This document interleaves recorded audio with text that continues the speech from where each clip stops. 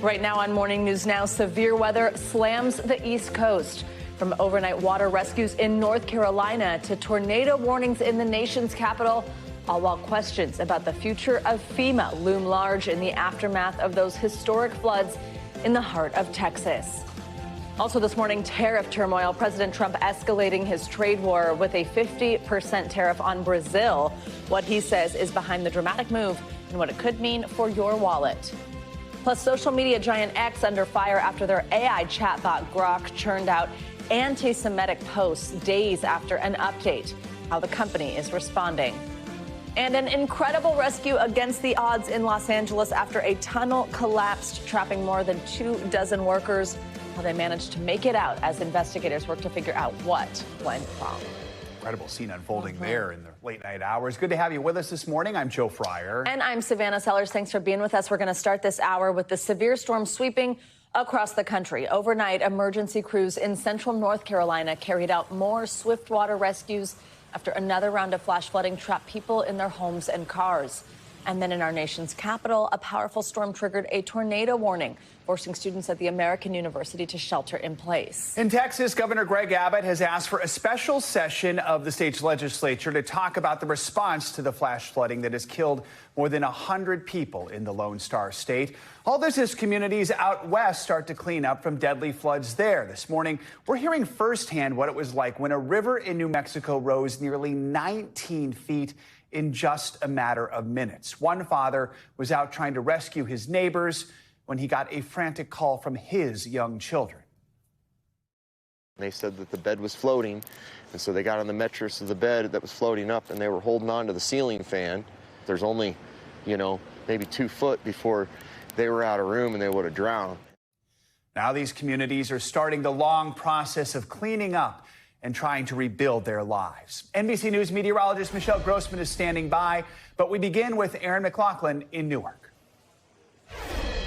Hey there, the weather has been relentless. Overnight, flights were disrupted in the New York area due to that storm, part of a broader pattern that we've been seeing play out all week at the nation's airports. More than 27,000 flight disruptions and 2,600 cancellations and counting. And it was another night of relentless rain from the south to the northeast. In North Carolina overnight, flash flooding hit the Durham area. Roads and cars submerged further up the East Coast. There was a torrential downpour late Tuesday in the nation's capital, sending water cascading through the streets and floods in nearby Virginia. Meanwhile, the Southwest is still reeling from intense flooding from Texas to Ruidoso, New Mexico, where officials say a Fort Bliss soldier and his spouse are in the hospital with serious injuries. Their children, a 7-year-old boy and a 4-year-old girl, were killed in flash floods. Now, when it comes to all of this flooding and rain that we have been seeing, scientists are pointing to climate change. They say that because the Earth's atmosphere is warmer, it holds more water, triggering all this rainfall and wreaking havoc on the nation's airports. Back to you. All right, Aaron, thank you so much. Let's get a closer look at these severe summer storms with your Morning News Now weather. Yeah, Michelle Grossman is here in studio with us tracking it all. Hey, Michelle, good morning. Good morning, guys. And just adding on to what Aaron said, yes, we have a warming climate which holds more water, unleashes more rainfall as those storms move through, but also the storms are slowing down. So what happens is sort of a traffic jam in the atmosphere where things move a little bit slower. The jet stream really moves things along, but in this changing climate, things are moving slower. They're sitting over the same area, and that's why we're getting those heavy downpours really over the same spots. So as we look for today, we're looking at another day with the potential for more flash flooding, high rainfall rates with any storms that pop up in the southeast. This is our future cast. So notice all these brighter colors. That's where we're anticipating storms to pop up. It's really difficult to pinpoint where storms will pop up in this sort of setup, but still you need to be vigilant. Watch out for any of these storms that may spark because they will have heavy downpours. It's all due to the stationary front. The jet stream is lifted very high to the north, so it's allowing this hot air in and all this humid air, and that's adding to the moisture in the atmosphere. Then we're going to look towards the central plains in the afternoon and evening hours to the nighttime hours. Once that daytime heating gets going and we really spark those storms, we could see severe weather there. Friday, more storms from the Rockies to the Midwest, looking at the chance for more localized flash flooding. So this is a story that we will certainly watch tomorrow and also today. We've watched it the past few days. It seems like day after day, we're getting those flooding events. Severe weather threat mainly in the central plains today, but notice the green throughout New England, the Northeast, down to parts of the Carolinas. The Carolinas is the last place that that needs any more rainfall. We had water rescues yesterday overnight in North Carolina, so something we're concerned about today. In terms of that threat, though, for severe storms, Omaha to McCook down to Dodge City, could see winds gusting up to 60 miles per hour, damaging hail, a couple tornadoes, and, of course, that heavy rainfall. Then as we go throughout tomorrow, sort of in the same spot where we're looking at the chance for severe weather, 7 million at risk on Friday from Des Moines to Kansas City. But notice all that green. We are looking at the chance for pretty much everywhere from the Rockies into the eastern part of the nation under the gun for more severe storms. Flood watches, of course, 14 million people notice in the Carolinas in that flood watch because they are so saturated already. And that also does include New England. I'm waiting for the part where you say, but relief is on the way, ... no time soon. No time soon. And that's a problem. Humidity is staying in place, too. I know. I wish we could say that. All right, Michelle, thank you. Appreciate it. Thank you, Michelle. Well, utility crews and local officials are assessing the damage in New Mexico after monsoon rains triggered flash flooding there. It was in an area previously devastated by wildfires around the remote town of Ruidoso. It's south of Albuquerque. At least 3 people were killed, including the 2 young children of a soldier, as you heard. He was on leave from Fort Bliss. Dozens of others had to be rescued from rushing water. As of yesterday, at least 3 people are still missing. Video captured this home you're going to see here smashing into trees as it was swept downriver. As many as 50 homes were damaged. At a press conference yesterday, Mayor Lynn Crawford said several inches of rain dropped in just minutes, triggering this historic river surge. In the Rio Ruidoso crested at a historical high of 20 feet. Last year during the historic flood, it was over 15 feet, so we're 5 feet over last year. This represents truly unprecedented flooding in our community. What we were told is that we received 3.5 inches of rain on the South Fork burn scar in about a 90-minute period. That water came directly into our community and impacted the community head-on. So we said from last year during the fires and the subsequent floods that this is a 3 to 5 year process and could possibly be longer. Wildfires burned more than 17,000 acres near this town of Ruidoso that was just last year. And the mayor there said it could be days before services like water and power are restored in some areas. Just next door in Texas, more than 170 people are still missing. At least 100 are dead after the catastrophic July 4th flooding there. As the number of deaths continues to rise, officials are facing tough questions about whether enough was done to warn people to get to higher ground. Yesterday, Governor Greg Abbott said lawmakers will address the flood response in a special session. It's going to be on July 21st. That includes proposed improvements to early flood warning systems, emergency communications, and relief funding for the recovery. NBC News correspondent Morgan Chesky has more. From high above a heartbroken hill country to the depths of its muddy, debris-filled waters, crews battling to find the more than 173 people still declared missing. As crews dig through seemingly endless piles of debris, heartbreaking details are emerging. One of the first people upon this site sharing when they walked up, cell phones were still ringing beneath the rubble. The death toll now at least 119 lives. Today, Braxton Jarman's high school confirmed the rising sophomore died in the catastrophic flooding. His stepmother and sister are still missing. And the family of 8-year-old Mary Kate Jacoby said she's entered the gates of heaven, calling her tiny but mighty and full of love. She was attending Camp Mystic, where these new images capture a telling scene. Campers' clothes and trunks spread outside a cabin as cadaver dogs carried out their grim work nearby. Today, amid questions about whether more should have been done to warn people about the dangerous rising waters, local officials said they are laser focused on search efforts. You know, we're not running, we're not going to hide from everything. That's going to be checked into at a later time. I wish I could tell you that time. I don't know that time. But records from a county meeting in 2016 show a former commissioner said the flood warning system was, quite simply, pretty antiquated, calling it marginal at the best. Records show that the concept of flood warnings have been discussed at least 24 times by the county. What's the biggest reason that these systems have not gone into place at this point? You know, Morgan, you and I grew up here. And I wasn't in office during those discussions. And frankly, I'm more focused on the future than the past. Back in the flood zone. When you first laid eyes on this one, what stood out? It was the massive amounts of water. Disaster specialist Larry Miner says his teams have seen the unthinkable. Cadaver dogs leading those on horseback to remote river areas where heartbreaking discoveries have yet to slow down. We'll stay until we get it done. Yeah. and we want them to have closure. And for the families of those who don't know what to think right now. Yeah, I've seen a lot of loss. I feel for them. We're praying for them. As the search efforts continue, they really have a monumental task ahead. The Guadalupe River from its headwaters runs 22 miles through Kerr County before continuing to the Gulf of Mexico. But within this area, we are talking about some incredibly rural, remote areas, not to mention that crews once in the river still have to navigate through debris. This flood's so powerful that in some cases, portions of the riverbed itself were moved. We'll send it back to you. All right, Morgan, thank you. NBC News national correspondent Aaron Gilchrist joins us now from Kerrville with the very latest. So, Aaron, what can you tell us about the search for those who are still missing there?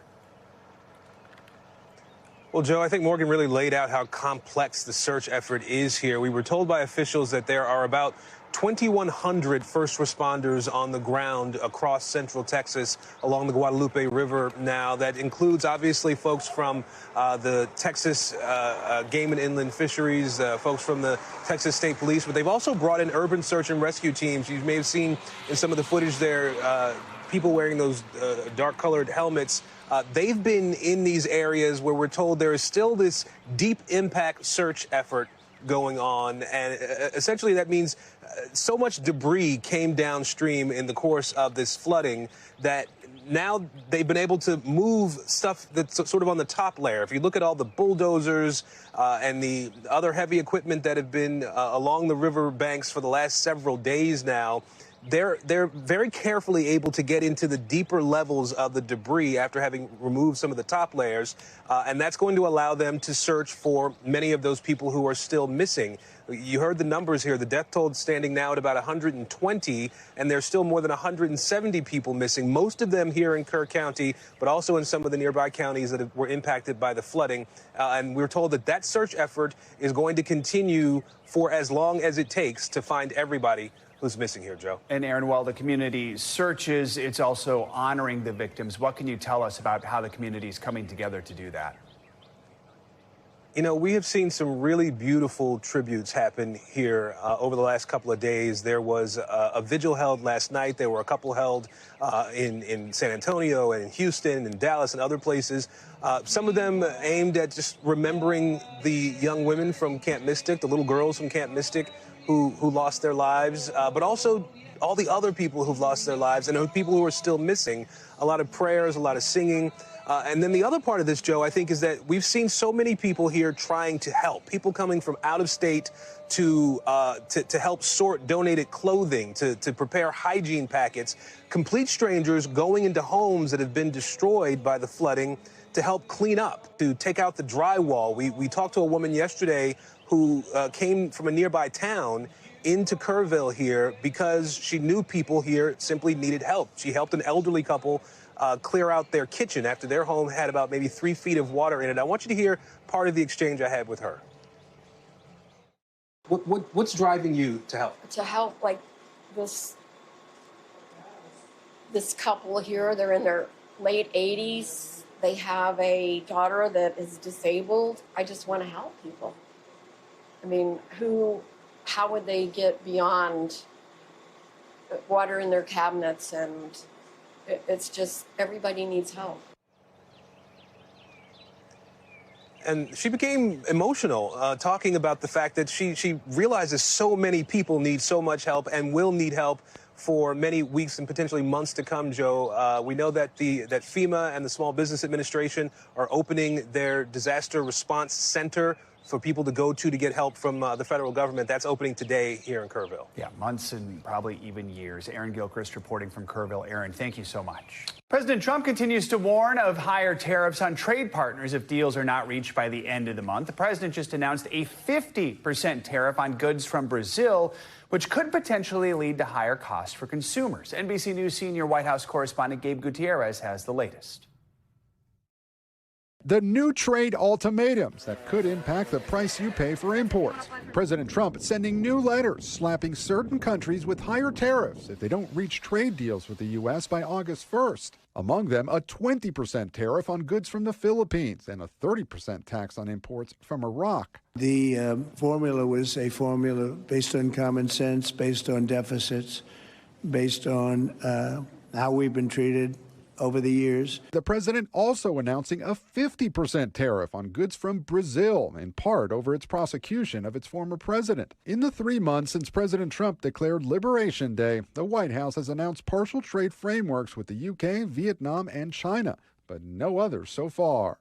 The president says the tariffs have already been worth it, and inflation has remained steady. We're taking in hundreds of billions of dollars, money that we've never seen before. Some American companies tell us the president's tariffs have already leveled the playing field. We find it offensive that there are Chinese manufacturers, in my opinion, dumping products in this country at prices below our cost to make them here in this country. Brian Gantz's company manufactures non-lethal self-defense products in Indiana. We're hiring a lot more people in the U.S.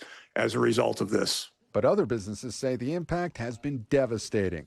Well, the uncertainty is really the biggest problem. Heather Fritchie runs a packaging company in Pennsylvania and says it's not so simple to stop importing products from China. The problem is that the last, 30 or 40 years have seen the decrease in the plants that we have and the machinery we have and the skilled labor that we have. That was Gabe Gutierrez reporting. As for the tariff threat on Brazil, last year that country was the 18th largest source of imports of U.S. goods with more than $42 billion worth of imports. Let's continue the conversation. Bring in Caleb Silver, editor-in-chief for Investopedia. Caleb, good to have you with us. So we just heard in Gabe's piece there, Brazil facing a 50% tariff jump, largely rooted not so much in economics, but in politics. For its part, the president of Brazil says it's going to respond with reciprocity. What should we know about this trade relationship? Yeah, it's not that big of a trade relationship. It's about $17 billion. And actually, there's a trade surplus with Brazil that the United States enjoys. But it's the mineral oils that we import from Brazil, coffee that we import from Brazil. They're also a big producer of meat and other products like that. But this is a personal attack more than a trade attack. And the president specified that in the letter he did send to the Brazilian president. He said not only because of the attacks on Bolsonaro, the former president there, but also the attacks on digital trade here in the United States. So hard to know if this is really economics or personal. I think more personal in this case. But yet another country on the list, several countries now, as Gabe mentioned, Laos, Myanmar, Cambodia, Japan, North Korea, all receiving letters with new tariff numbers. Caleb, I want to ask you about something specific. You actually touched on this yesterday with us, but now we've got some more information about the gains here. This is this 50% tariff that's being proposed on copper. How could that impact the economy? Why is that an important thing to keep our eyes on? Yeah, copper is the third most used of the metals, and we use it basically every single enterprise in industrial manufacturing. And the president actually said this, too, in the letter in the investigation, that we use it for lithium batteries. We use it for manufacturing weapons, for ammunition, for data centers, for semiconductors. This is a key component in U.S. manufacturing and in global manufacturing. We do mine it here in the Southwest, but we get most of it from countries like Chile. But this is something that could reverberate throughout the supply chain because we use it for nearly everything. And the Department of Defense uses it. It's the second most component used in the Department of Defense. We've been discussing how so much of this uncertainty is sort of baked into Wall Street right now. What have we been seeing this week? What do we expect today? Yeah, choppiness in the stock market. We were at record highs going into the July 4th holiday. We've kind of bounced around since then, but we're actually seeing good results from companies. We heard this morning from Delta Airlines that there's more people traveling and they have better bookings now going into the future. They reinstated their forecast. That stock is jumping this morning. The rest of the market is a little depressed because of the amplification of all these tariff announcements. So we're dancing around record highs. There's going to be volatility. Probably expect that through August 1st and beyond. This is the new normal. Caleb Silver, thank you so much. Thank you. Well, let's stay in Washington. Former President Biden's longtime doctor refused to answer questions about Mr. Biden's health during a closed-door interview with House Republicans yesterday. He invoked the Fifth Amendment as the GOP continues to press for answers about the former president's medical and mental fitness while in office. NBC News Chief Justice and National Affairs correspondent Kelly O'Donnell has the details. The kind of house call that a former White House physician did not want to make. Dr. Kevin O'Connor, who treated former President Biden for at least 16 years, asserted his Fifth Amendment right and declined to give testimony after he was subpoenaed by House Republicans investigating Mr. Biden's medical and mental fitness while in office. Dr. O'Connor, were you ever told to lie about the president's health? On the advice of counsel, I must respectfully decline to answer based upon physician-patient privilege and in reliance on my right under the Fifth Amendment of the Constitution. This is unprecedented, and I think that this adds more fuel to the fire, that there was a cover-up. But a lawyer for O'Connor insists the doctor could not testify without risking his medical license, writing, Dr. O'Connor will not violate his oath of confidentiality for any of his patients, including President Biden. The 82-year-old former president is now being treated for an aggressive prostate cancer. Feeling good. Recent books allege episodes of mental decline while he was president, like not recalling the names of longtime aides. The former president has disputed that. Democrat Jasmine Crockett defended Biden's mental fitness. I did have an opportunity to interact with the president. I never had a concern. Our thanks to Kelly O'Donnell for that report. Dr. O'Connor is among several close Biden aides being called to testify as Republicans question whether Biden was in command during his presidency. In Los Angeles, more than 30 workers were rescued after being trapped when a tunnel collapsed. The crews had been building a massive water pipe as part of a wastewater management project. Some workers climbed over debris to escape the area before they were pulled to safety in a cage by a crane. NBC News correspondent Liz Kreutz is in Los Angeles with more on this dramatic scene. Liz, good morning. Hey, Joe, good morning. Yeah, those 31 workers are feeling very lucky this morning. This all happened at an underground excavation site. It was a tunnel that was being constructed as part of a municipal project, and it collapsed about 5 to 6 miles away from the entrance, triggering a massive emergency response. Everyone has been accounted for. Overnight, a miraculous rescue. Workers trapped in a tunnel on an industrial site just outside of downtown Los Angeles, escaping unharmed. Everyone seems to be doing fine. News choppers flying over the scene, capturing the moments workers emerged from underground. 27 workers were trapped 400 feet below ground for about an hour. Here's some more guys coming out right now.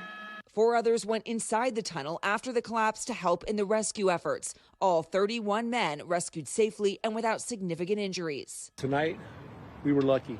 Authorities say the incident happened just before 8 p.m. local time. Workers were operating a tunnel boring machine used for excavation when the structure partially collapsed, causing loose dirt to fall in a pile more than 15 feet high. What we have is approximately 18 to 28 personnel in a boring hole. It is collapsed. There was a location that squeezed the tunnel and forced it to partially collapse. A massive rescue effort organized. At least 100 first responders were on scene. The tunnel lining failed approximately 5 to 6 miles in. The workers had to climb through debris. They had to make themselves out through, and then rescuers actually came to them to assist them out. Workers were brought above ground in small groups. You see this crane here and then that yellow basket at the end of it. It is bringing out these trapped miners. It's about 8 people at a time. That's what they can fit. Los Angeles Mayor Karen Bass saying she spoke to some of the workers who told her they're feeling relieved and lucky to be alive. I was so concerned that we were going to find tragedy. Instead, what we found was victory. And the authorities are saying that those workers had to scramble to climb over the piles of debris, again, some 15 feet high, to then reach the rescuers who were then able to bring them to safety. Just a harrowing ordeal. Could have been much worse. Very, very lucky rescue this morning, Joe. No kidding. Glad everyone made it out okay. Liz, thank you. We have a lot more to get to, including a new record day on Wall Street for NVIDIA, one of the biggest names in tech, how it was able to reach rare air in a volatile market. Up first, though, the latest from the Middle East. Now, despite talks of a ceasefire, the death toll continues to climb in Gaza, where things stand this morning in the push for peace. Welcome back. Israel is continuing airstrikes on Gaza this morning following another deadly day for Palestinians. Gaza's director of field hospitals told NBC News that 74 bodies were transferred to the hospital on Wednesday. Among those killed, 10 members of the same family. It happened when an Israeli drone hit the tent they were sheltering in. Our NBC News crew was there to film people mourning that devastating loss. The attacks come as Hamas says it will release 10 Israeli hostages as part of ceasefire talk efforts. President Trump said yesterday he expects a deal to be reached either this week or next. There's nothing definite about war and Gaza and all of the other places that we all deal with so much, but there's a very good chance that we'll have a settlement, an agreement of some kind this week and maybe next week if not. We want to have a ceasefire. We want to have peace. We want to get the hostages back. And I think we're close to doing it. NBC News international correspondent Matt Bradley joins us now from Tel Aviv. So right there, the president saying this week or maybe next week. Now we also have this potential hostage release news. Where do things stand right now? Yeah, I mean, this is an interesting development. We have been hearing this explosion of optimism, and not just from the White House, but also from the Israelis and even from Hamas over the past week or two, ever since the fighting between Israel, the United States, and Iran wrapped up. Now, we had heard that this was going to be happening in a couple of days, and I'd even heard that from some people who are connected to the Palestinian side of the negotiations. Now, according to President Trump, it looks as though it could be a little bit longer than that. But guys, we've been here before. We've seen this kind of proximity to a deal and this same kind of optimism. So why is this convincing? This is something that, again, we've seen hopes crashed around deals like this in the past. But now, given that war between the Israelis and the Americans on one side and the Iranians on the other, the geopolitical sands have shifted underneath the Middle East, and now it looks as though anything is possible. So that's why it's a lot harder to dismiss all of this optimistic talk this time around than it has been in the past, particularly since it looks like both sides are facing incredible pressure to come to some kind of deal. Matt, while these talks continue, there are multiple reports that Israel's defense minister has actually instructed his military to prepare a plan to move all Palestinians in Gaza to a camp that will be built in Rafah, that's in the southern part of the enclave. Tell us about this controversial plan and what we're hearing from UN and human rights groups.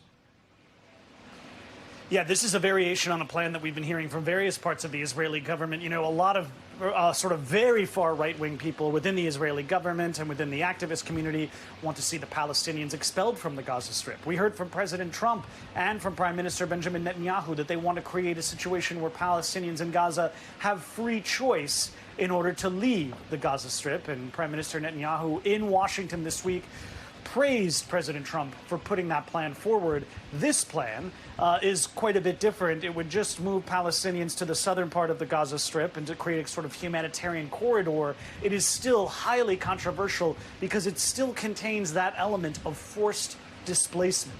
And that is something that the Palestinians have suffered from for generations, and something that so many people are saying that they see in a lot of these Israeli plans. We heard from UNRWA, which is the UN agency that is in charge of dealing with the Palestinians, both in Gaza and in the West Bank, and helping them. In a statement on X, the chief of UNRWA said that this would de facto create massive concentration camps at the border with Egypt for the Palestinians displaced over and over across generations. It would also deprive Palestinians of any prospects for a better future in their homeland. So as you can see, a lot of talk around this proposal centers around the notion of ethnic cleansing, which is a war crime. Guys? Matt, also yesterday we saw the State Department issue sanctions against the UN expert that's tasked with investigating human rights abuses in these occupied Palestinian territories. Explain to us why the Trump administration is taking this step, what these sanctions look like in practice, and how she's responding. Well, she has responded by, of course, dismissing this. And this is something that the U.S. and Israel have been pushing for a while. Actually, the sanctions are something light compared to what the U.S. and others have been asking for, which is that she be fired permanently. Now, Francesca Albanese has been very outspoken in her defense of the Palestinians, particularly in the Gaza Strip. And that has, of course, invited a massive backlash from the Israelis and the Americans. She is not an official UN employee. She is a UN special rapporteur. She's an independent investigator, and she's an Italian human rights lawyer. So she is in a position to make these criticisms. But, you know, this is something that when we talk about these sanctions, it's unclear whether or not how these would be applied, whether or not she'd be able to visit the United States, the United Nations headquarters, armed with her diplomatic visa. That's something that would allow her to go past a lot of these issues when it comes to traveling around the world. So, as we've seen with a lot of the U.S. sanctions against personalities in Russia, settlers in the West Bank, Hamas officials, it's unclear exactly how they'll be applied in practice once the rubber meets the road on international law. Guys. All right, Matt Bradley, thank you. More international news now. Hundreds of Russian drones struck the capital of Ukraine overnight. Matt Bodner joins us with the latest there and more world news in 60 seconds. Matt, good morning. Savannah, Joe, good morning. Another night, another massive Russian air assault on civilians in Kyiv. This latest attack caused fires across the capital and killed 2 people, injuring 13 others. This follows yesterday's attack, which was the heaviest barrage of the entire 3-year war. Russia's incessant bombing of Ukrainian cities has recently prompted a change in tune from President Donald Trump, who just this week said he was, quote, not happy with Putin. Earlier this week, Ukrainian President Volodymyr Zelensky met with Pope Leo. The Pope reiterated his willingness to host peace talks between Ukraine and Russia. Moving along now to Taiwan, the island nation yesterday launched its annual military exercises, which rehearsed plans to defend against a potential Chinese invasion. The exercises this year will run for 10 days. That is the longest ever, and they feature live-fire drills. This is all taking place against the backdrop of increased tensions with China, which claims Taiwan as Chinese territory that can be annexed by force if necessary. The vast majority of Taiwanese citizens wish to remain independent. And we'll wrap up this hour in Kenya. President William Ruto on Wednesday said that police should shoot protesters in the legs to incapacitate them. The remarks come 2 days after 31 people were killed in anti-government demonstrations. Police on Monday blocked off large parts of the capital of Nairobi and used tear gas and water cannons on crowds to disperse them. There were instances of looting. President Ruto says that demonstrators who took part in looting should be, quote, shot in the leg and then go to the hospital on the way to court. Back to you guys. Right, Matt, thank you so much. Thank you, Matt. Well, coming up, new controversy for X. The anti-Semitic post by the company's AI chatbot just days after a system upgrade and how the social media giant is now responding. We are back with the fallout from an incident involving Elon Musk's AI chatbot. It's called Grok, and this bot posted a series of anti-Semitic messages on X Tuesday. This was just days after an update was rolled out. The posts have since been deleted from X. NBC News national correspondent Yasmin Vasugian takes a closer look. Elon Musk's AI chatbot, Grok, drawing criticism for a slew of since-deleted anti-Semitic posts on X. In one case, the chatbot bringing up hate speech from other users related to the recent Texas flooding. When asked, quote, which 20th century historical figure would be best suited to deal with this problem, Grok responding, to deal with such vile anti-white hate, Adolf Hitler, no question. The official Grok account posting on X, they are, quote, actively working to remove the inappropriate posts. Elon Musk blaming the users for prompting his chatbot, posting, quote, Grok was too compliant to user prompts, too eager to please and be manipulated, essentially. In many ways, these are fancy word calculators. They're predicting the next word, and so they're going to give you something that sounds really good because it's read all this other text or it's made sense of all this other text. Grok is a chatbot like ChatGPT that can be used on its website, in an app, or by tagging it directly on X. To me here, nothing was really that surprising. I mean, is it outlandish? Yes, but we know that Grok is trained on X posts, also known as tweets. And we know that it is citing those as you respond or interact with it on X. So this was just picking up from other tweets and content it had seen. The Grok 3 model first released in February. Grok 3 has very, very powerful reasoning capabilities. In the tests that we've done thus far, Grok 3 is outperforming anything that's been released that we're aware of. The anti-Semitic posts following an update to Grok 3 announced by Musk last week. Grok now telling users on X, quote, Elon's recent tweaks just dialed down the woke filters. That's fundamentally how a lot of these large language models and chatbots are built, that they can just change or tweak some of these system instructions to improve or change the output of what you would ask. But this is not simple technology. This is not just pre-programmed responses. They don't know all of the possible responses. Yasmin Vasugian, NBC News. Let's hear more now from Joanna Stern, who you just saw in that piece. She is the NBC News personal technology analyst and a senior personal tech columnist at the Wall Street Journal. So, Joanna, we heard there Musk claims Grok was following prompts when creating these anti-Semitic posts, but our NBC News reporting reveals some anti-Semitic posts were not results of clear prompting. This also isn't the first time that anti-Semitic incidents involving Grok that we've seen. Is the company giving a good explanation as to why this keeps happening?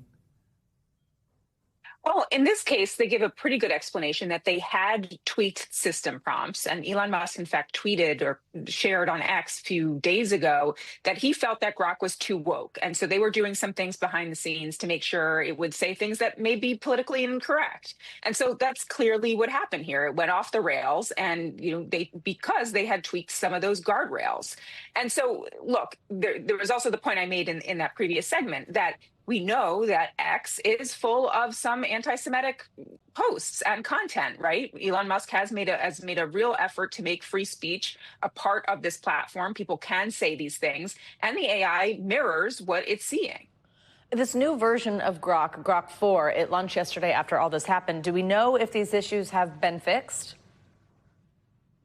We don't know that yet. I think it's too early. They really announced Grok 4 overnight last night, where they were really touting all of the new improvements in intelligence and reasoning. I mean, this is a completely new model, retrained, where they're really talking about how this is going to meet human intelligence. So they were really not talking about the specifics of what had happened over the last couple of days, though I assume they've, again, tweaked these system prompts to improve and to shy away from anti-Semitism. Looking at the bigger picture here, this is a reminder of the importance of news literacy, of information literacy. I mean, a reminder, are we relying simply too much on these chatbots to give reliable and balanced answers?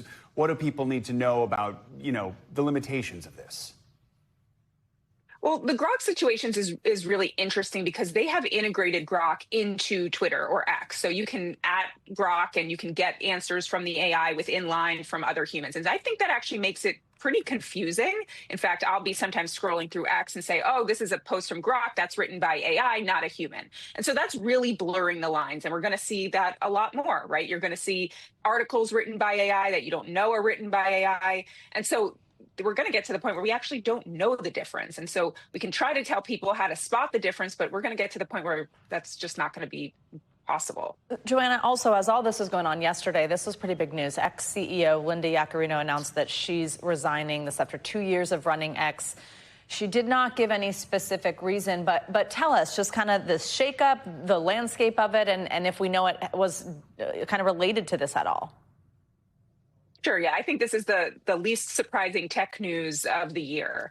Linda Yaccarino had a very tough job coming into X. Her job was to increase advertising. She has a long history of being a strong ad executive.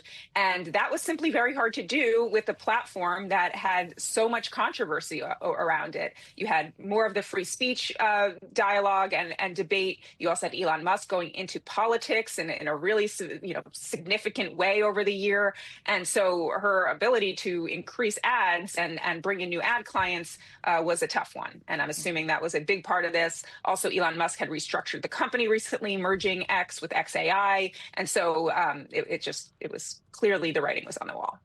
All right, Joanna Stern covering a lot for us. Thank you. Now to some financial headlines. Chipmaker NVIDIA is on fire this morning after making history yesterday. CNBC's Silvana Henao joins us with that and other money news. Hey, Silvana, good morning. Hey guys, good morning to you. Yeah, well, NVIDIA is the first company to join the $4 trillion market cap club. Shares of the AI chip giant rising nearly 3% during yesterday's session, helping it to briefly top that milestone before it pulled back to close with a market value of $3.97 trillion. Now, NVIDIA reached $1 trillion in market value for the first time. That was a little over 2 years ago, and tripled that in about a year, faster than Apple and Microsoft. Those are the only other companies with a value above $3 trillion. NVIDIA is now worth more than the combined value of the Canadian and Mexican stock markets. Meanwhile, Bitcoin is pulling back today after topping a record $112,000 late yesterday. The gains coming amid a broader rally in the stock markets, with NVIDIA and other tech names surging as investors largely shrugged off worries about President Trump's tariffs. Digital assets like Bitcoin tend to move in tandem with riskier growth stocks. And all right, how about some Nutella on your cornflakes?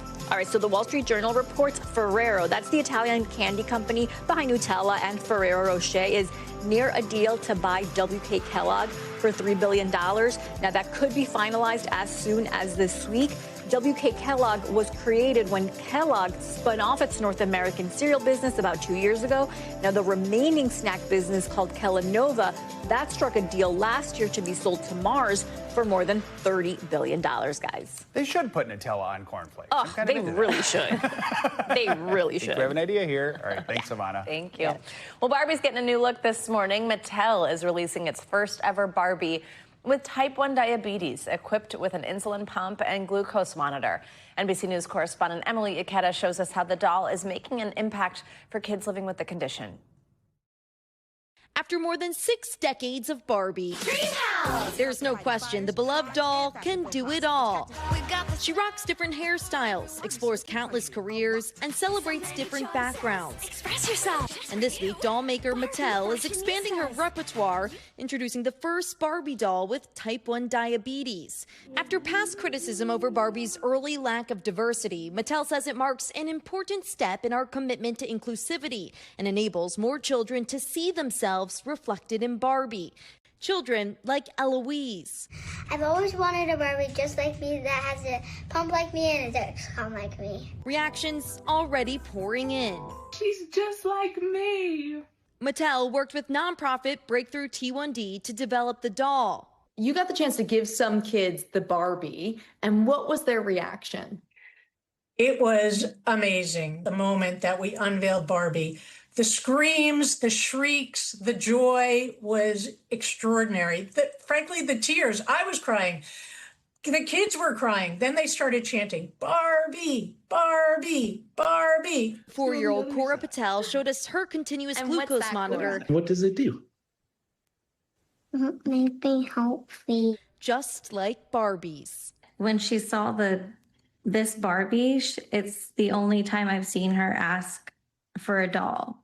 So she saw something in it that she sees in herself, which is really cool. Emily Ikeda, NBC News.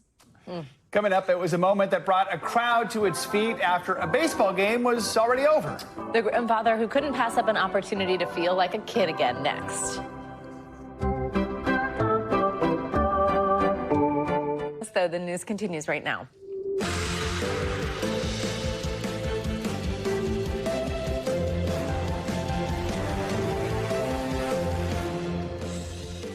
Good Thursday morning. I'm Savannah Sellers. I'm Joe Fryer right now on Morning News Now. Coast-to-coast chaos wreaking havoc on millions of Americans.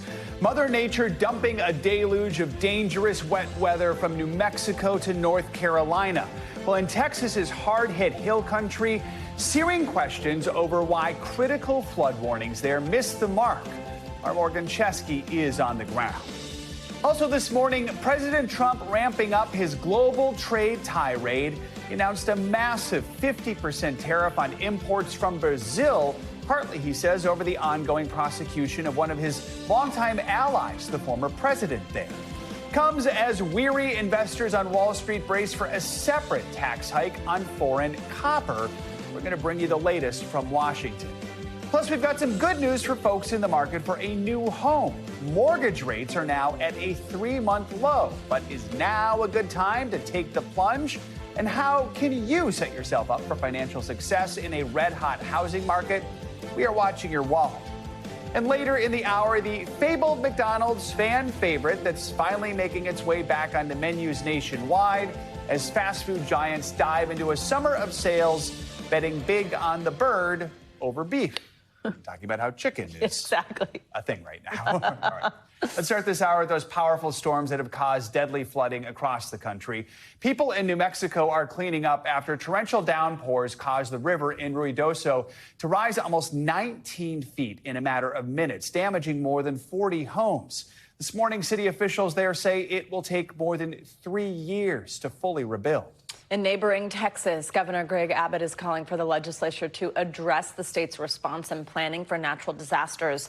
After the flash flooding there killed at least 100 people, many more still missing. In North Carolina, more flash flooding in Durham left people trapped in their homes and cars. And this morning, forecasters say more rain is on the way to that area. For more, let's bring in NBC News correspondent Aaron McLaughlin, who is in Newark, New Jersey. Of course, flights and travel are also being impacted with this. Good morning, Aaron.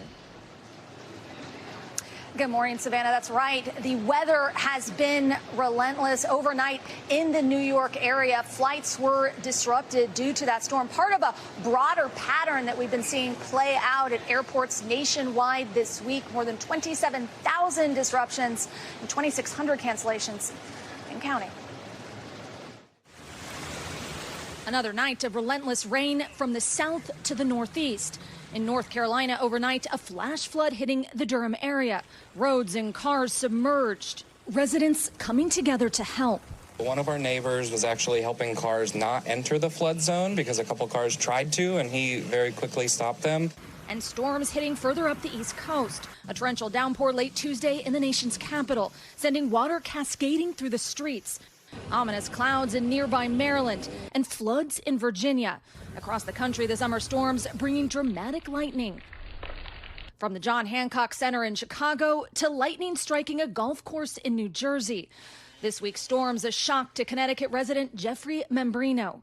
It was a mess. After 4 trees fell on his property. Yeah, we had a microburst come through. 2 feet more would have hit the house. The Southwest is still reeling from intense flooding from Texas to Ruidoso, New Mexico, where officials say a Fort Bliss soldier and his spouse are in the hospital with serious injuries. Their children, a 7-year-old boy and a 4-year-old girl, killed in flash floods. Nationwide, as the storms roll on, they're still causing travel snarls, with over 8,000 delays yesterday.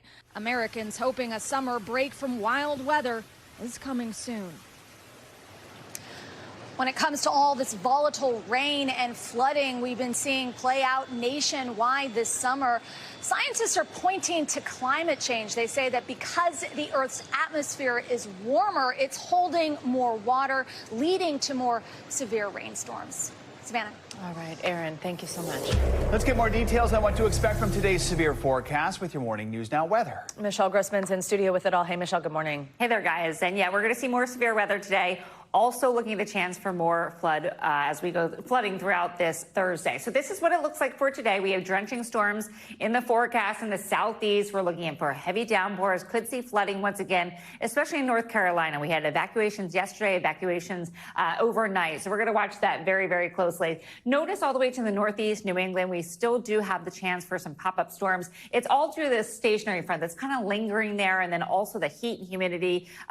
So these 3 ingredients come together, and the stationary front's a trigger to kind of make those downpours. Severe storms throughout the middle of the country, the central plains especially. We could see some tornadoes, could see some heavy downpours, damaging winds, and also some hail.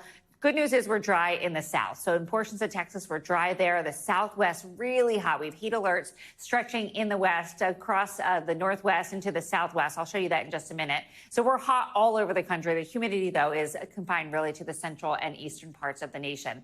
Flood alerts, 14 million people from New England all the way to Salisbury, Maryland, into the mid-Atlantic and also the Carolinas, because we will see pop-up storms, and we do have the concern of flash flooding once again. This is what it looks like in terms of the rainfall. You see all those darker colors. That's corresponding to the legend on top. 1 inch, 2, even 3 inches of rain in some spots. The ground is so saturated already. So we're going to watch for some concerns later on this afternoon. Here's that climate connection Aaron was alluding to. So we have warmer atmosphere out there, and it holds more water, as Aaron said. 1 degree of warming equals 4% more of water. So those molecules are really activated. They have a lot of energy. They're banging into each other, and that's why they're staying in that gas form, and we're able to see that heavy, heavy downpours.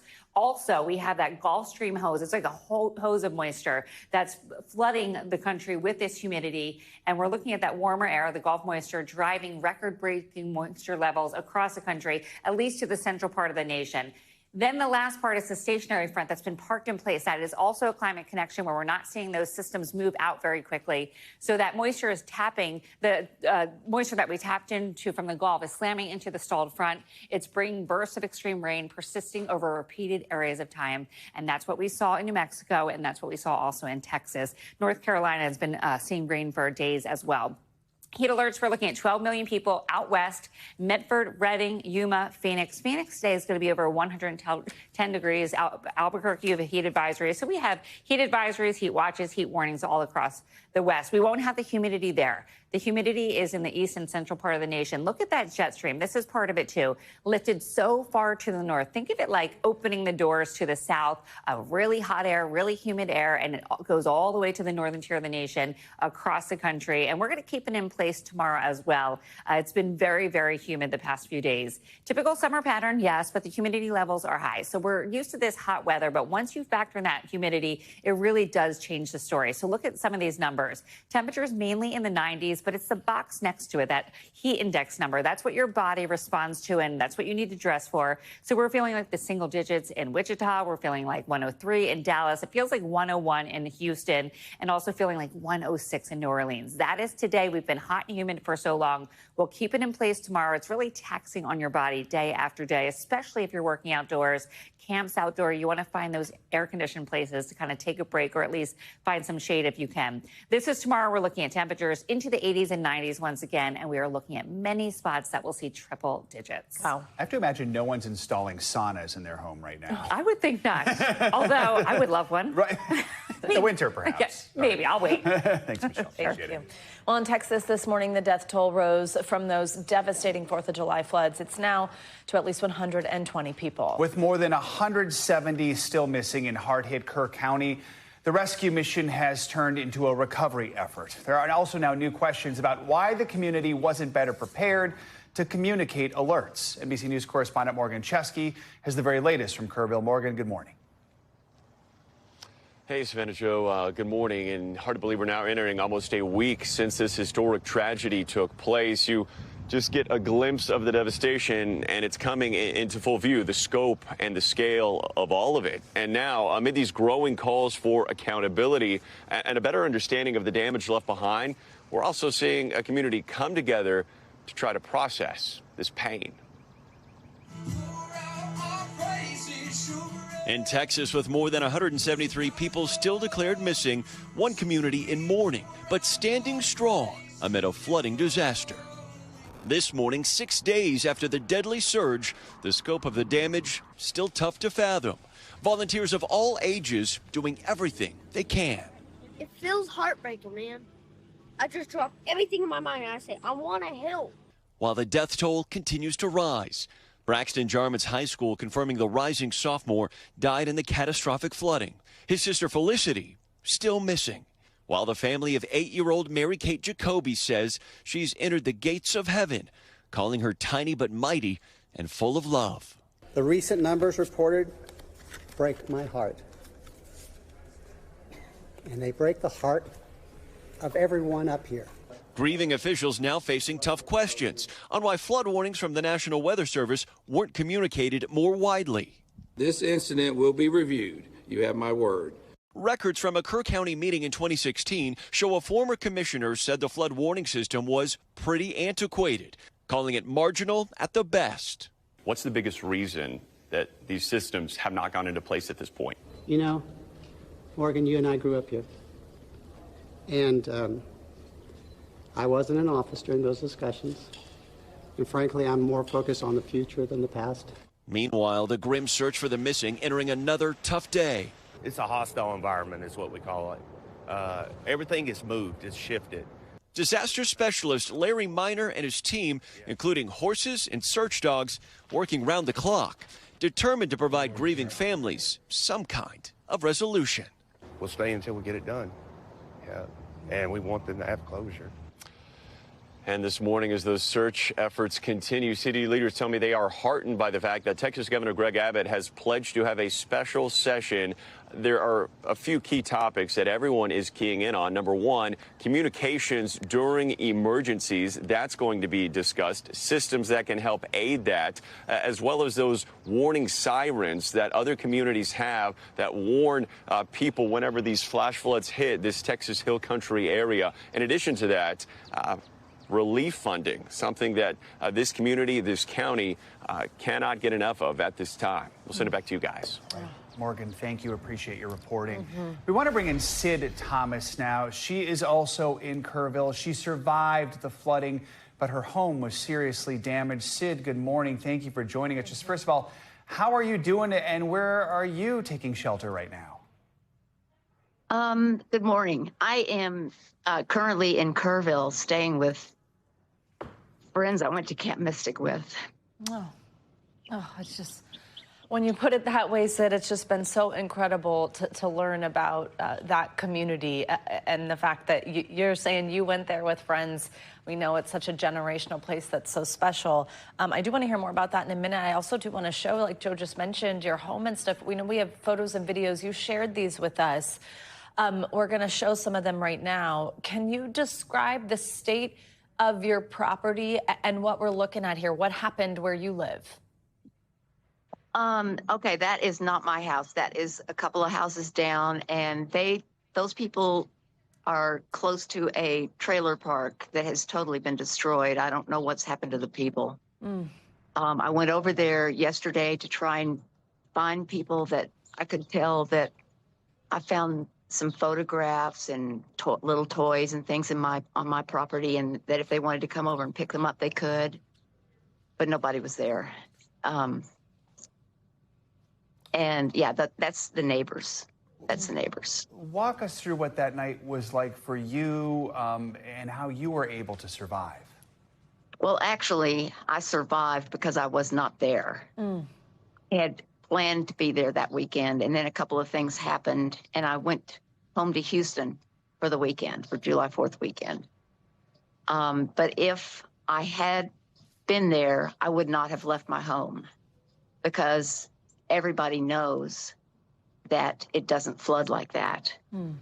None of us have flood insurance, because my next door neighbor had got a quote for his new house, and it was $6,000 a month. Wow. For flood insurance.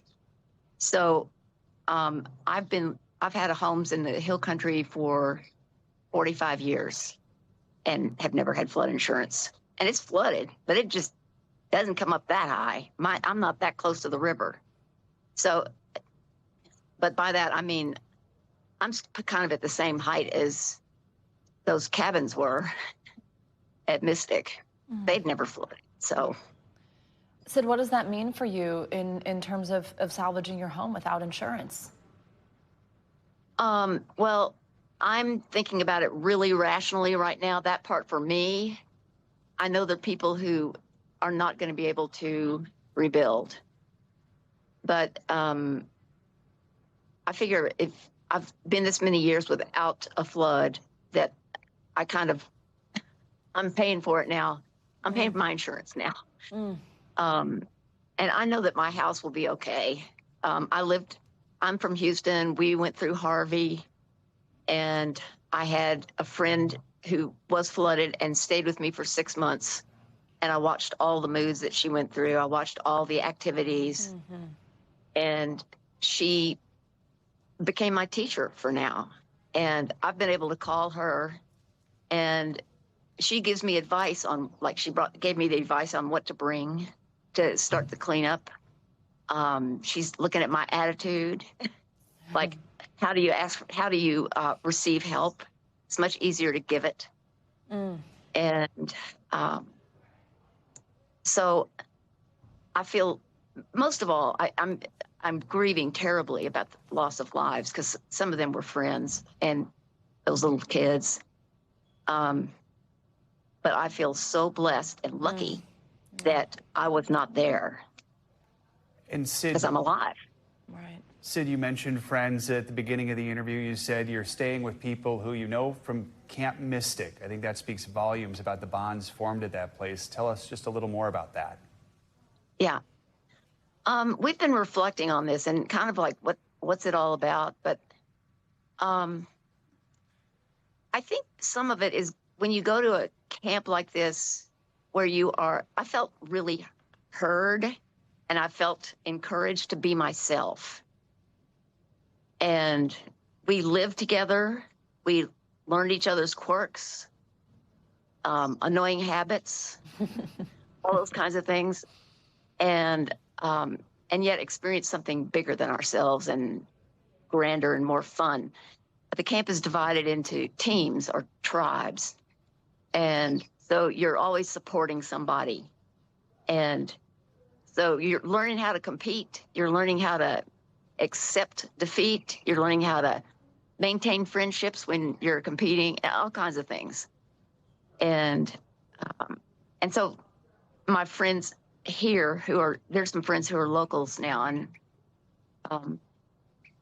it's just been great to reconnect and feel like your whole, the whole being is involved because they knew you when you were kids. Oh. Sid, thank you for sharing that with us. As Joe just said, it's just so evident what a special place that was, and we are praying for the Mystic community, for Kerrville, for Kerr County. We appreciate your time this morning, and we're so glad you're okay. Thanks for talking to us.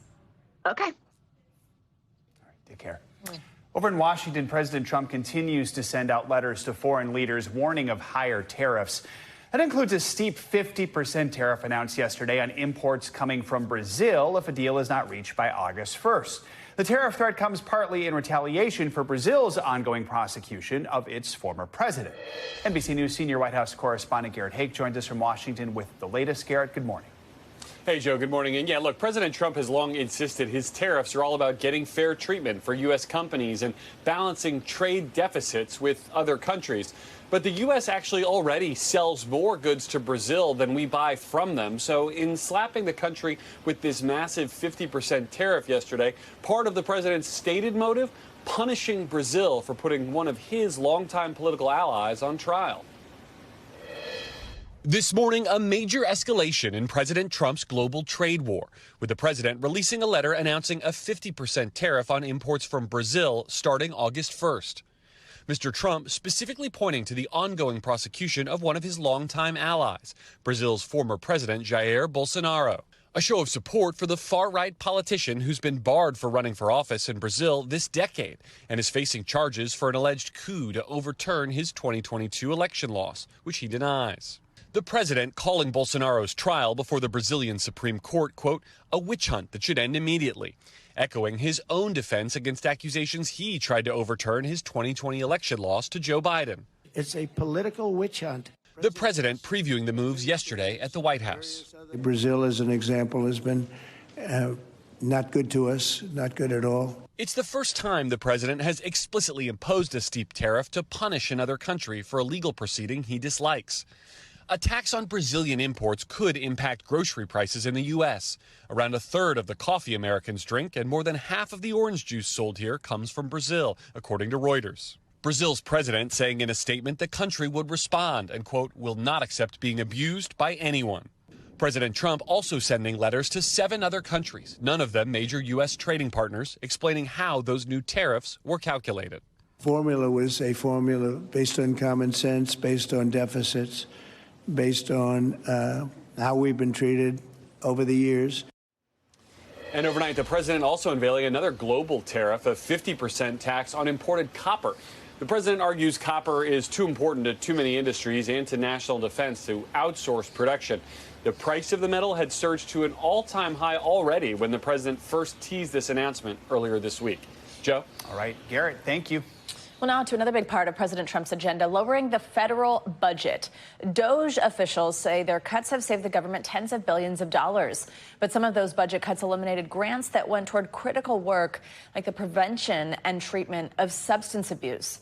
NBC News Daily anchor Kate Snow tracked down a program in Tennessee where the director says while she understands the need to make the government more efficient, the people those grants usually help are already feeling the impact. At Fresh Start in Columbia, Tennessee, women in recovery live in group homes, finding a new path. Everything in my life changed the day I got here. Sika had been here 12 days when she found out her daughter had died in a car accident. It was my baby, my youngest.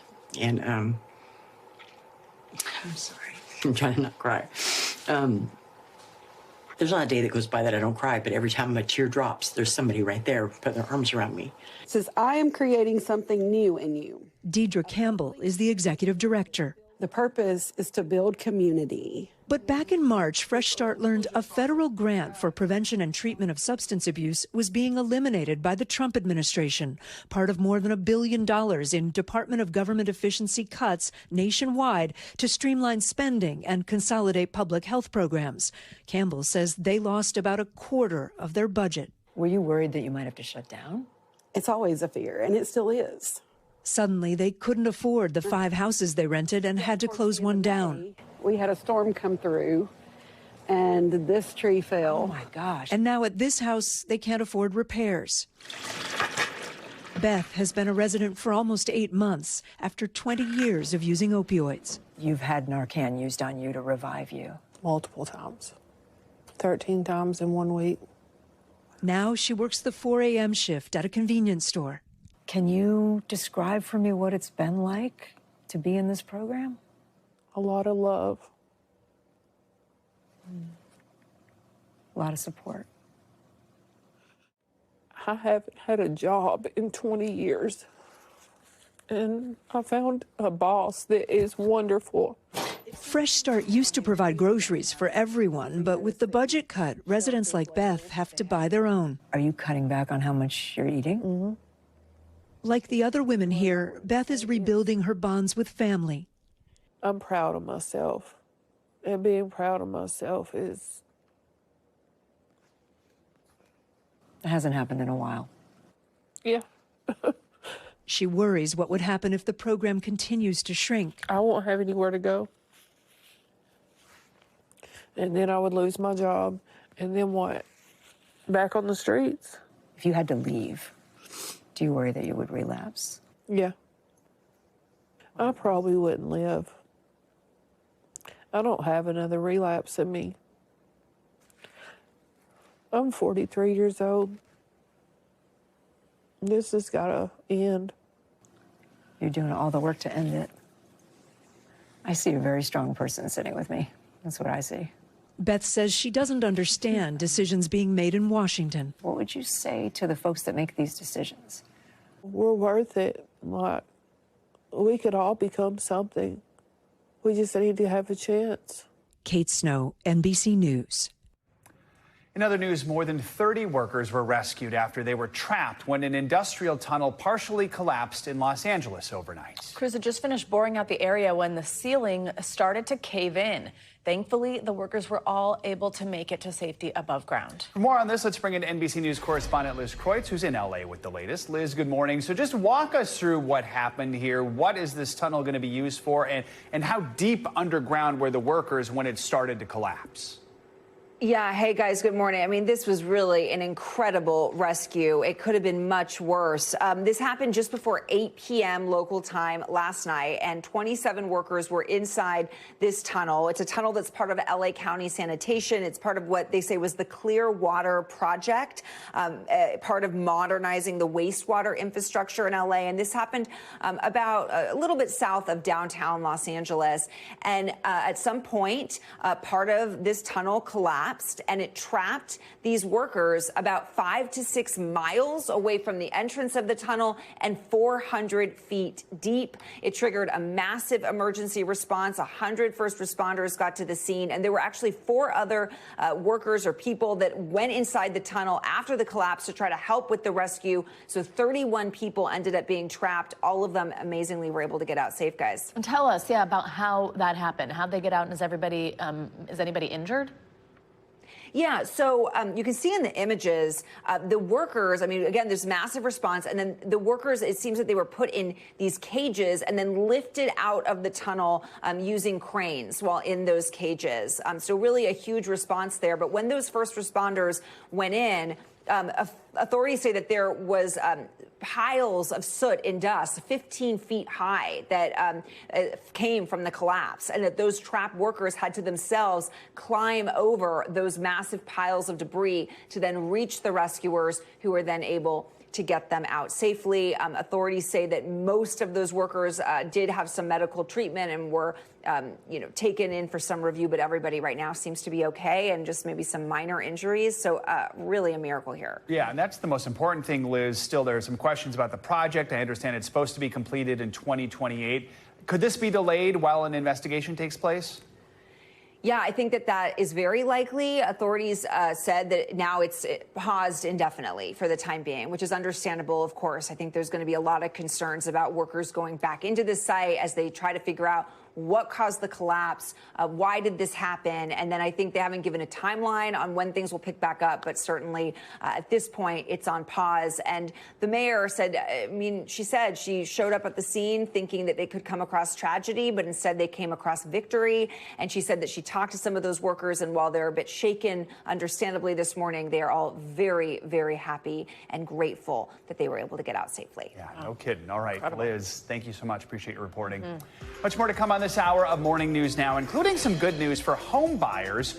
Mortgage rates are at a 3-month low, but is now really the right time to take the plunge? First, though, after the break, 2 college students coming face to face with a great white shark off the coast of Cape Cod. The terrifying encounter all caught on camera. We're going to show it to you next.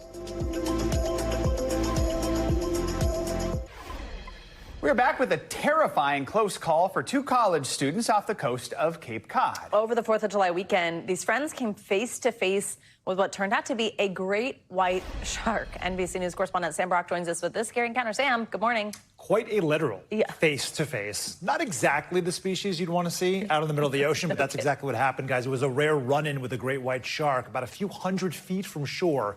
Margaret Bowles, who is a rising sophomore at Harvard, tells me that she immediately went into problem-solving mode when she saw a giant fin sticking out of the water. Now, the shark actually wasn't heading towards her. It was heading towards her friend Maddie and apparently came within about a foot of her paddleboard. All it took was a gasp. And a moment to process that large fin in the ocean for Margaret Bowles to realize something was seriously off. A couple feet away from her board, this big sort of 8-inch fleshy gray fin is in the water right next to her. And I was like, oh my goodness, that's a shark. We got to get out of the water, right? She was paddleboarding with her friend off a Cape Cod beach, the 2 immediately racing back to shore. At what point did you realize what you had just come face to face with? I mean, on the way back, I was like, it was probably a trick of the light. No way, because there hasn't been a great white shark sighting since 2004 there. So only when we were able to zoom in on that picture did we think, yikes, I mean, that looks like a fairly sizable shark. Bowles tells us the New England Aquarium confirming it was a great white, with a chilling conclusion based on that photo. So I guess the dorsal fin was around 4 feet away from her board, which would have put the head about a foot away. I mean, does that terrify you? I think, again, a near miss is still a miss, but definitely a little bit. And near misses have become all too common, like this shark swimming near Fort Lauderdale, just inches away from kids nearby, or the jaw-dropping sight of a basking shark. There's a shark in the pond. Patrolling by some boats in Rhode Island. There was lots of speculation of what type of shark it was. While the number of great whites coming across our radar, like this stunning visual off the coast of Montauk, remain pretty infrequent, it doesn't require the apex predator to inflict considerable harm. You're being very brave. 9-year-old Leah Landell needed hours of surgery to keep her hands after suffering a bite several weeks ago in Florida. From what I witnessed, I didn't think she's going to have a hand. It was really, really bad. In retrospect, the 19-year-old Bowles grateful for the calm, if anxiety-inducing experience. I think it both is scary, but also in some ways amazing that we had this close encounter. Yeah, it's a natural encounter, a rare one at that. So the executive director of the Atlantic Shark Institute tells us it's very strange to see a great white shark that far from the outer Cape. The group hasn't tracked one there, this is by Woods Hole, Massachusetts, in decades. But the arrival of small white sharks in neighboring Rhode Island so far is the earliest that they have ever seen it on record. It could be an anomaly or perhaps, guys, the start of a trend. And I would also just add this, there are more encounters that you never imagine. Now that we have all these drones flying up over beaches, Rockaway here in Queens is an example of that. They had to shut down the beach last week because of multiple shark sightings. They're seeing it from above. They're out there. It's crazy when you see it from above and you can so clearly tell how close it is to something, but when you're in the water, you have no clue. You just want to run out there and shake and be like, guys, get out of there. Shout down. Oh my gosh. Thank you, Sam. Well, now let's head to South Korea, where former President Yoon is back in jail this morning. NBC's Matt Bodner has that and more world news in 60 seconds. Matt, good morning. Joe, Savannah, good morning. Former President Yoon was jailed again on Thursday after a court approved a warrant for his arrest at the request of prosecutors investigating his attempt to impose martial law last year. The case against him alleges that his move in December 2024 represented obstruction of justice and abuse of power. Yoon already faces criminal charges of insurrection, which could carry a life sentence or even the death penalty. Yoon already spent 52 days in jail earlier this year, but he was released 4 months ago on technical grounds. He was formally removed from office in April. Moving along now to Europe, a study published yesterday said that human-caused global warming directly led to the death of at least 1,500 people in a continental heat wave last week. The United States, of course, experienced its own heat wave in recent weeks, but the so-called heat bubble over Europe saw England and Spain record their hottest June on record, forced schools to close across France, and sparked wildfires in Sardinia. The study looked at deaths across 12 European cities during the heat wave and modeled it against expected deaths in the same time frame. And we'll wrap up this hour in China. Beijing has moved to expand its visa-free regime to include some 74 countries. It's an unprecedented arrangement for China. Citizens from these countries, which mostly include nations located anywhere other than North America, can now visit China visa-free for up to 30 days. China is using visa-free regimes to bolster tourism revenue and also soft power. Back to you guys. All right, Matt. Thanks so much. Coming up, new colon cancer concerns this morning for younger Americans under 50. After the break, why researchers say a Western-style diet and obesity could play a role in this worrying rise in cases. That's next.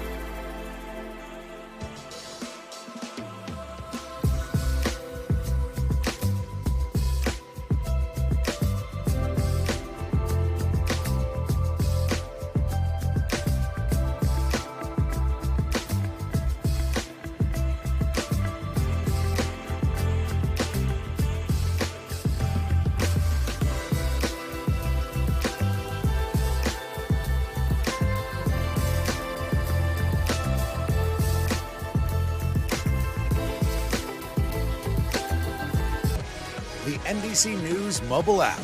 Get connected to your favorite news shows.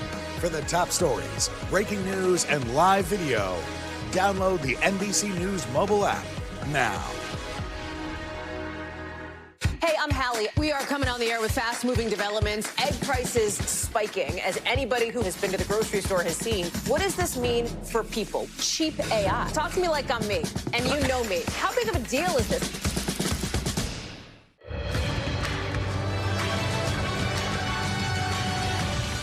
Back now with a closer look at what's making news in the world of politics this morning, starting with a new criminal investigation facing 2 of President Trump's frequent targets. NBC News Capitol Hill correspondent Julie Sirkin joins us now with more. Hey, Julie, good morning. Hey, Joe and Savannah, good morning. Well, President Trump's Department of Justice has put former CIA Director John Brennan and former FBI Director James Comey under criminal investigation. Trump fired both men during his first term and has repeatedly gone after them on social media, just yesterday calling them, quote, dishonest people. His administration has been taking action against those involved in investigations of the president and his supporters. But it's not clear why Brennan and Comey are being probed.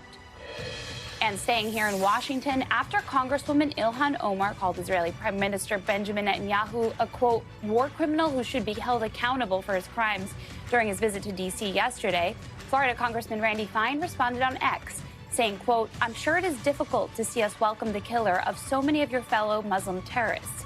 The only shame is that you serve in Congress. Now, top Democrats are calling on Fine, who is a Republican, to, quote, apologize immediately for unhinged, racist, and Islamophobic comments. And finally, this morning, the Senate has set a confirmation hearing for Mike Waltz to be ambassador to the United Nations. Remember, Waltz was President Trump's national security advisor and came under fire for accidentally adding a reporter to a Signal chat where an upcoming military strike was discussed. Well, now, months after he was nominated for this new post, Waltz is expected to appear before senators next week. And that is a look at what is making news in politics this morning. Guys? All right, thank you, Julie. Well, now to a concerning health trend affecting more and more young Americans. New research shows that rates of colorectal and other gastrointestinal cancers are rising in people under 50, and the authors think that obesity might be part of this. Research from Harvard predicts that close to half of all U.S. adults will be obese by 2030, potentially putting even more people at risk. Joining us now with more on this, we've got NBC News medical contributor Dr. John Torres. Dr. Torres, great to see you this morning. Such an important topic, by the way, and I do think we're talking about it more and more. It's great to raise awareness. What do we know? What are we starting to learn? Is the picture becoming clear about why this is happening? We mentioned obesity. Do we have clues? You know, the picture is still pretty muddled, but it is becoming a little bit clear. And what we are finding out is this increased risk of what we call colorectal cancers or just gastroesophageal cancers. You know, cancers that can happen anywhere. We're talking esophagus, stomach, appendix cancers, colorectal cancers, you know, the whole tract going through there. Those rates have increased 14.8% since 2010 to 2019 in early onset, meaning those below the age of 50 or 45. And so we're seeing that happen more and more. And we think that's attributed to a couple of factors, one being the Western diet that we've been talking about, that could be one, but there's other factors as well. Western diet, like ultra-processed foods, foods that are low in fiber, you know, high sugar foods, those types of things can feed what's happening inside our gut.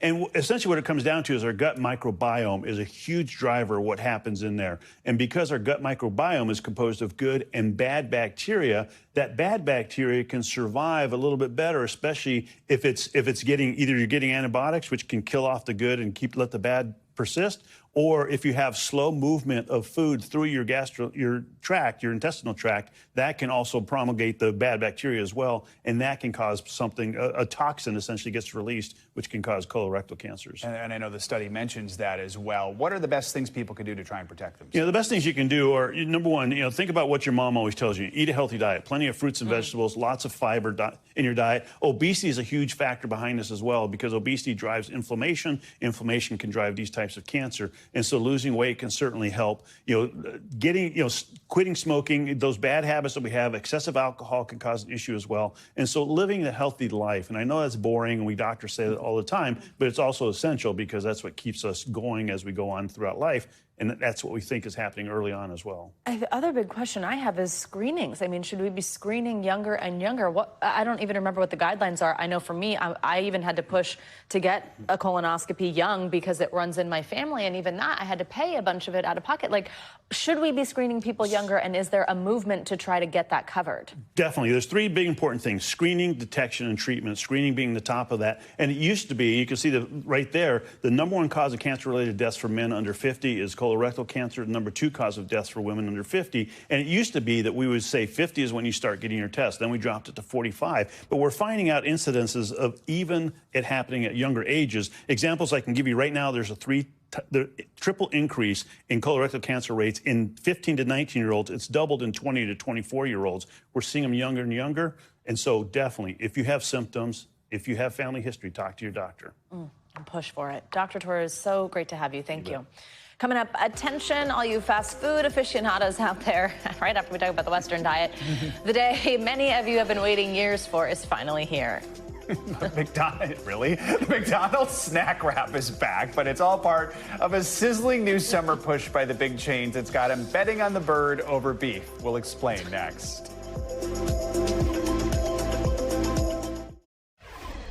We're back with a little bit of encouraging news for home buyers. The national average mortgage rate for a 30-year fixed loan has gone down. Finally, we could say that. It's still a little higher than the rates we saw at the end of June, but overall, we are still seeing some of the lowest mortgage rates in the real estate market since April.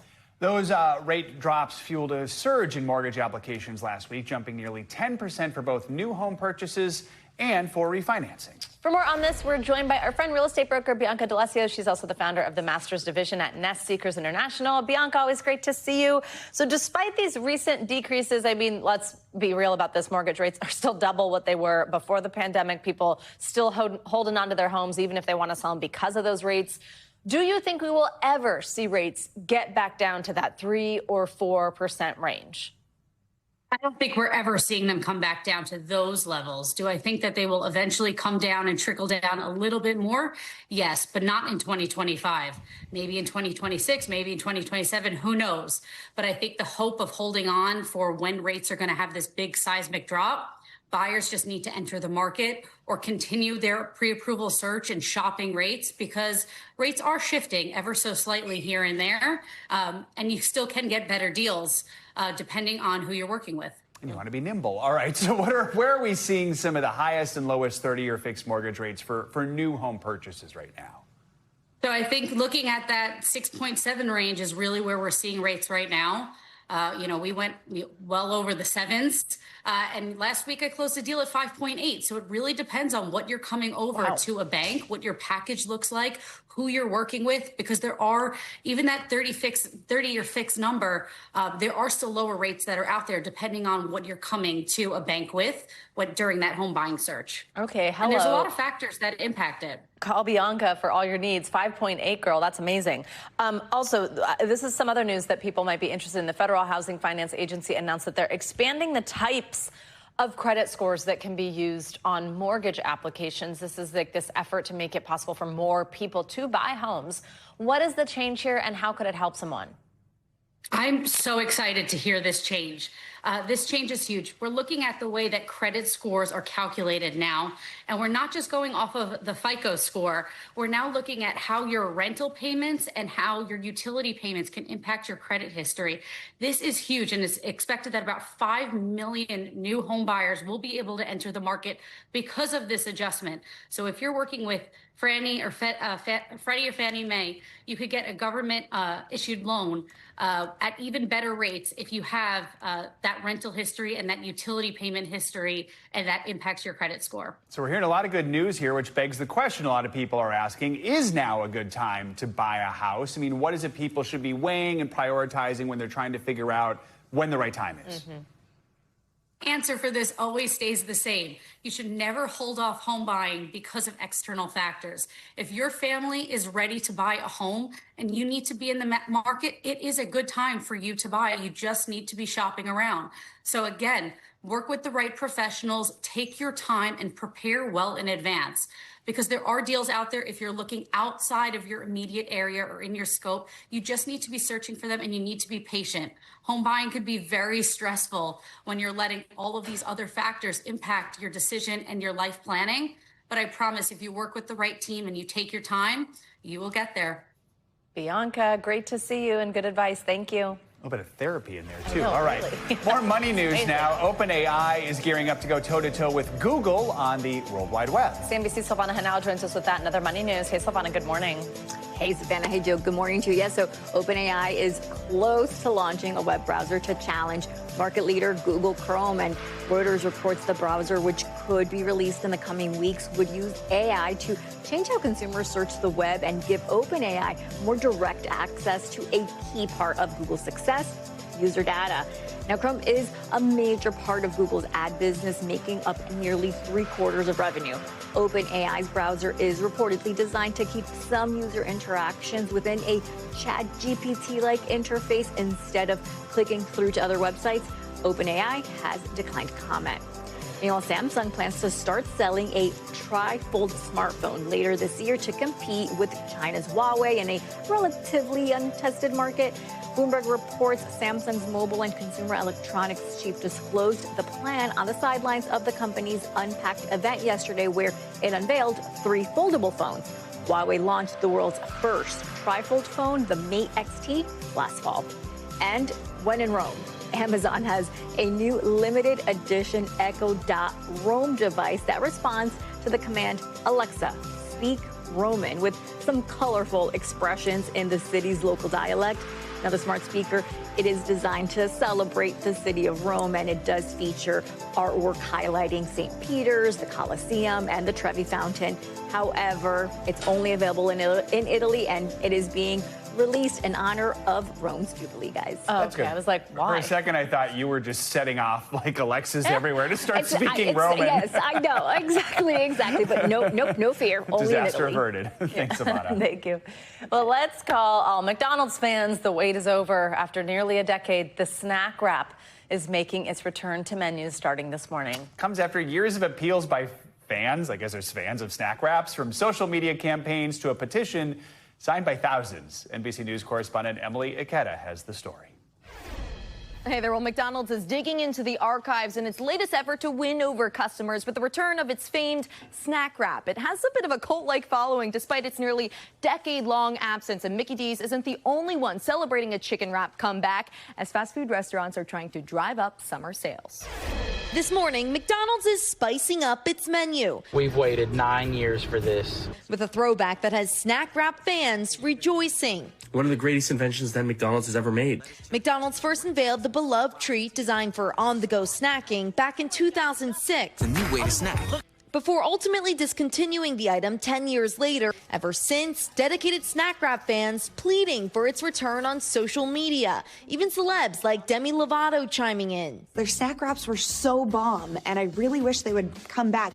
A Change.org petition for the snack wrap garnered thousands of signatures. You thought they didn't see your comments, petitions and posts, the DMs for 9 straight years? And now Mickey D's leaning into the nostalgia. Writing on social media, got emotional typing this. Snack wrap is back July 10th. I'm really hopeful that these will live up to the standards of what I remember a snack wrap tasting like when I was a child. It had a sort of a cult following when it was around, and it was a decade ago, and consumers just haven't really forgotten about it. The chicken wrap comeback comes as beef prices reach record levels, and more Americans show a preference for poultry. Chicken chain sales grew nearly 9% last year, including quick service and fast casual restaurants. BK Royal Crispy Wraps. Just look at fast food menus across the country. From Taco Bell's latest limited edition crispy chicken tacos, wrapped up and ready to roll, to new chicken wraps at Popeyes and Sonic. There is so much snack wrap hype right now. The rollouts could appeal to consumers clucking for more affordable options. McDonald's reporting earlier this year its largest decline in U.S. sales since the start of the pandemic, with pullback from both low and middle income consumers. They need to find ways to get customers back in the door. This is essentially a product engineered for the budget-conscious consumer. The snack wrap also plays into the growing snackification trend. More than half of Americans, according to one survey, replacing some traditional meals with smaller bites throughout the day. By the way, this is not a limited time offer. McDonald's says starting today, the snack wrap is back for good. All right, Emily, thank you. Coming up, we are celebrating a very special birthday today on Morning News Now. The hippo heartthrob himself, Mudeng, is turning 1. We're going to take you back to Thailand with how this little princess is marking the milestone next.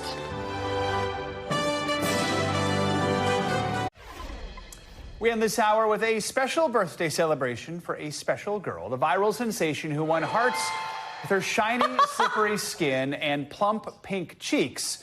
Mudeng, the pygmy hippopotamus, is celebrating her first birthday. International correspondent Janice Mackey-Fraser, she was put on this assignment. She joins us from Thailand with all the party details. Janice, good morning. Hey guys, good morning. The dewy face that launched 1,000 memes is turning 1 today. Mudeng, the little pygmy hippo that broke the internet last year, is now a bit bigger in size and a little less bouncy than before, but like any icon, still knows how to draw a crowd. The most popular pygmy hippo on the planet is rolling back into the spotlight. Mudeng having her first birthday and marking a milestone. With a 4-day party at the zoo she's made famous, and naturally, a 44-pound hippo-sized cake. And so we're back in Thailand. The zoo has just opened, and already there's a big lineup to see her. To see how the little girl is growing up and out. Fans with their Mooding gear are paying homage here, including Thea Chavez, who traveled all the way from Houston. He's just so cute, chaotic, glass skin, and everything else. And what a year it's been for Mooding. Capturing hearts since day one, biting boots, throwing tantrums, or looking glossy. Mooding is not the only cute animal to ever go viral, but few get an SNL cameo. Thirsty, thirsty. Hose! Or have the cast of The White Lotus, filmed here in Thailand, drop by with an invite to the premiere. You can walk the carpet. Then there's Molly Swindle, I'm in Thailand for Mooding's first birthday. who flew over 8,600 miles from New York, not once, not twice, but a third time now, for the honor of making Mooding's birthday breakfast. What does it mean for you to be doing this right now? I love Mooding so much. I think she brought so much joy to people. And I think she's kind of an outlet and escape, which is a lot of pressure for a baby hippo. Happy birthday, Whether the stardom fades as she gets older and less bouncy isn't clear. For now, Mooding has her fans, her mom, and a party on her mind, then probably sleep. If you go by the analytics alone, it's true that Mooding's popularity is off the peak that she hit last September. But superfans, they're still committed. This global network of self-declared Mooniacs who coordinated to be here for her birthday. Mooding, though, she was unfazed. She spent her birthday sleeping, eating, lumbering around, and unbothered by all of the attention. Joe and Savannah. True diva. All right, Janice, thank you. Appreciate it. It's going to do it for this hour of Morning News Now. Stay with us, though. The news continues right now.